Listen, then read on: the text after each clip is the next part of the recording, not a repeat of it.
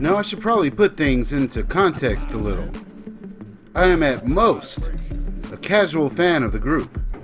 Of course, I got into them as a younger, dumber kid. It's not hard to believe I got into KMK in the mid-2000s, considering my CD book at the time contained the likes of bands like Blindside and Slaves on Dope. When I first started smoking, I thought these dudes were pretty darn cool. Now it's clearly cheesy, but I loved how they were rapping about things like marijuana reformation instead of clubs and 24s spinning and shit. With the power of hindsight, I can clearly see now what I consider to be the worst parts. Bravo loves you, baby! Bravo's back! Bravo loves you! And the best.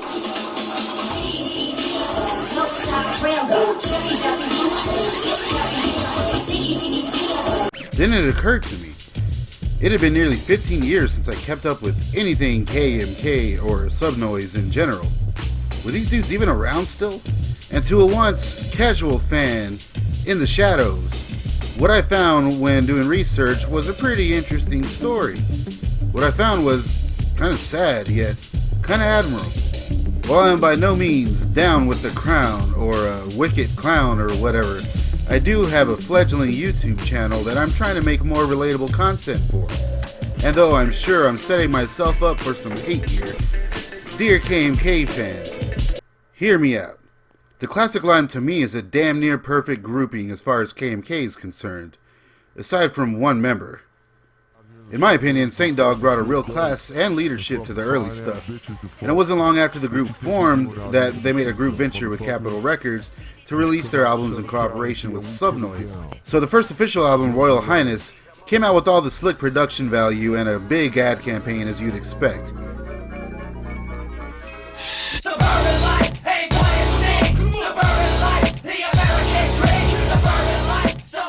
It may not seem like much now, but they were indeed pioneers in their respective little corner of the market, and you gotta respect that. Johnny Richter doesn't show up until the second album, but for some reason still considered an original member. And of course Lou Dog is here, who gave their live shows an extra pop with the live lowrider drum setup, and Pakalika, who from seeing him live in person I can tell you was a very entertaining and very integral part of their live shows. And Daddy X, well, he's always been the cheesiest part of KMK, hands down. It seemed in the early days they were set up for greatness. I remember them having tracks on video games and even in Scream 2.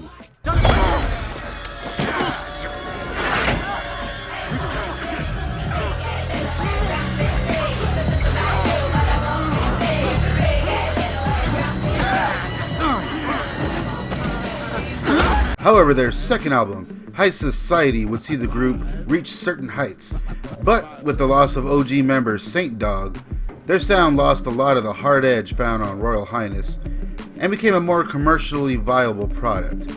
The track Peace Not Greed featured Jack Grisham yelling like a dumbass and reached number 35 on the modern rock charts and was even a close call on TRL Live. It seems that they just threw it all at the wall with the artwork and the cameos on the album and how hard they toured for it. You gotta admire their work ethic here. I remember going to a Weezer show and getting bombarded by the Subnoise street team. I for one never got into this album, as I am by no means a juggalo and was pretty turned off by the crossover thing they did. Commercially, this is arguably the height of their success. They were putting out records via Capitol, touring the world, and smoking the best weed around. What could go wrong? The group's leader, Daddy X, found a reason to leave Capitol Records and release music solely through Subnoise Records. And though they still worked their asses off, This is where the dip in quality was first noticeable. 2004's Fire It Up was the first album released and distributed through Subnoise Records. And I guess if you were a fan, this next era was all for you.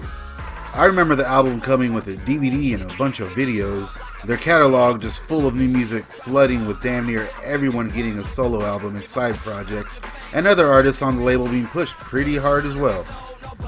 But the quality of the videos we were getting were all very amateur. The amount of CDs and DVDs being pushed was just too damn much, all the cover art just kind of blending in together.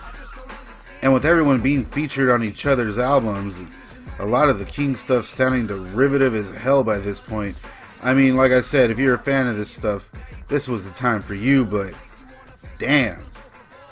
They would pretty much rinse, wash, and repeat for the next 5 years or so, putting out some of their worst stuff in my opinion.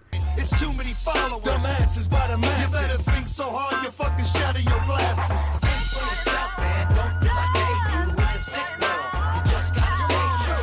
But it was around 2010 when the cracks really began to show in the Kottonmouth camp. They hyped up a new member for a while, then in 2010 announced it was the fucking Dirtball, which, say what you will about his music, but it was obvious he wasn't going to be a good fit. I have no idea why they did this. Maybe Saint said no to a reunion, or I don't know. I know once there was a track called Ego Trip that was supposedly a KMK diss that Saint Dog did, and there were rumors of different KMK tunes being an answer to that, but who knows. All I know is that this was pretty lame. By this point, the OG drummer Lou Dog had nothing to do with the group, and the live band they would tour with were somewhere else fucking off. Then they decided to take on the Droog moniker this late in their career. I mean, come the fuck on.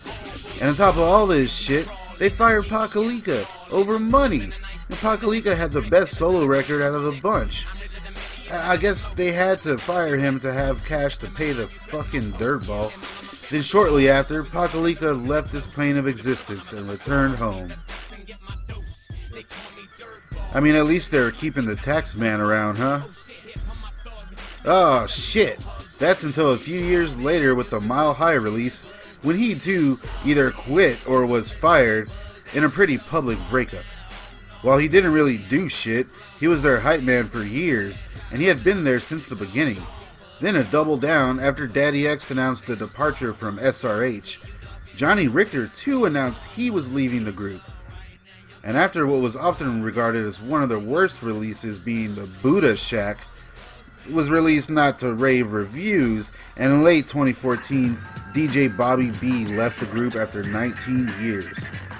While it was first done quietly, it wasn't long before Bobby B spilled the beans and gave his reasons for leaving, which just confirmed what everybody was already thinking.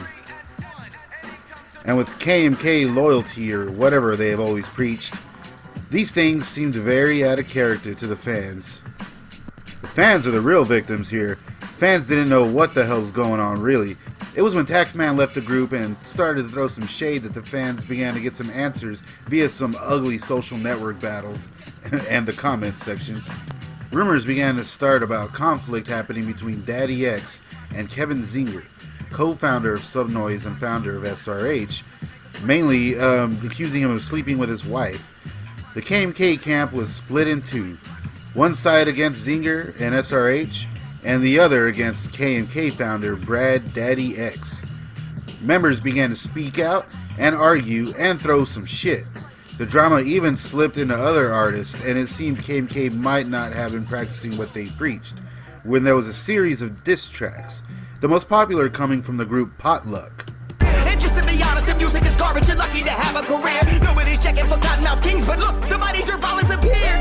He came to save the day, bringing him back with a magic verse, but he joined the band and ruined it all. Just when you think it can't get any worse. Pacing back and forth, scared to bust a rap. He knows his flows is trash and everybody thinks he's whack. The engineer deserves a raise for all the cut and paste. And why was Richter always rapping lyrics you forgot on stage? Retire, walk away, you a fraud in the fake. The truth hurts. On top of that, you guys are fucking racist. Writing about slave owners on Facebook, that's how people get slapped tasteless. You're lucky I'm hippie dude, cause that was some fucked up shit to do. And the two worst parts of KMK even teamed up against Zinger. You pack trust in him, so he thinks you're dumb. Then he pulls a spade card out on everyone. Regime lines the wall, but gold fake plaques. They got hostages. In 2015, they released the album Crown Power after teasing the release online for some time. And here you can further hear their sound degenerate with the absence of Bobby B. I'm talking the chronic, I'm taking some risks. Smoking the sex, so we keeping it fresh. The greenest, no questions, grit. I'm packing a pipe and we taking a flight. We do it all day and we do it all night. Sour D, Purple NYC, Atomic OG, always see blue lights. But at least they got Saint Dog involved for the first time in years. They would then hint at a new album featuring Saint Dog heavily called Ganja Farm, but was never released. Then they quietly went on hiatus after a short tour. Daddy X would go on to eventually talk about a new album in 2018, as would D-Loc. It was in this time that rumors of D-Loc's hardcore drug use were starting to spread, and his appearance was at its worst. Maybe they needed some time to relax, regroup, so to speak. And that's kind of what they did. And in my opinion, it did a lot of good. Sort of. They came back in 2018 with the album Kingdom Come. This time around, the lineup featuring original members D-Loc and Saint Dog, with about half of the album featuring Johnny Richter, a return to form and the closest thing to the raw hip-hop found on the debut Royal Highness. Come on, it's been a privilege to rock with you. Let's go. If you saw pop with us, R.I.P. and all the albums that you caught from us. Just a token while we talking on the fan. While this isn't the ultimate KMK reunion, some good did come about this lineup. Without giving a reason or being dramatic on Facebook, the goddamn dirtball and Brad Daddy Extra Xavier fucked right off without a trace. So big plus there. There was even a new King Spade album announced, and with Richter and Saint Dog joining D-Loc and the new DJ, things were kind of looking up. I was kind of curious to see where it would all go from there. Well, wouldn't you know, that new King Spade album did come out, but the Kingdom Come tour never happened. In fact, in 2019, KMK re-emerged for the 2019 SRH Fest, or should I say a newly rechristened King Spade showed up? I don't know. Taxman was there too. Wonder if he and D-Loc patched things up, considering Taxman is indeed a... The album Kingdom Come is D-Loc and Saint Dog, but the live show is King Spade, calling themselves KMK. It's all very confusing. There's still a lot of secrecy in the KMK camp as far as what really went down, but it seems clear that money and greed is the main culprit. That seems to be why they decided to cut down on members to just the MCs and DJ, losing all the appeal like a live band, hype man, and Pakalika, then turning on each other, holding loyalties to some but not to others, and nowadays acting like it never happened. It's all very disrespectful to any real fans out there. For me, it's just kind of a weird story about kind of a weird band. I'll be watching to see what happens next in the saga of KOTTONMOUTH KINGS. And if I offended any fans, just know that while I was never hardcore, I do like a lot of their music and I respect all of their accomplishments. And I think it's fucked up that things like greed and money can mess up something held together by loyal fan bases, and by loyal fan bases only. Let me know what you think down in the comments. When it comes to bands I kinda liked as a dumb kid and then forgot about, I can go on and on. But I won't.